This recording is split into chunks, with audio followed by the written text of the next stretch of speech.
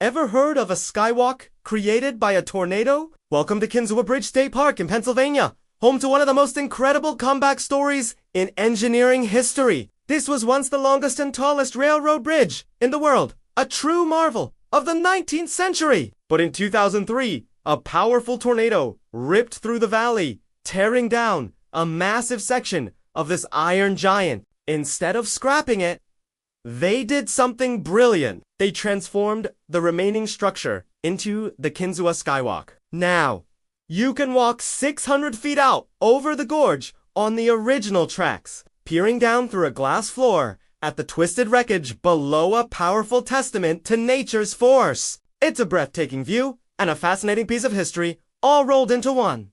You absolutely have to see it for yourself. If you enjoyed this quick trip, don't forget to like this video and subscribe for more amazing places. Thanks for watching!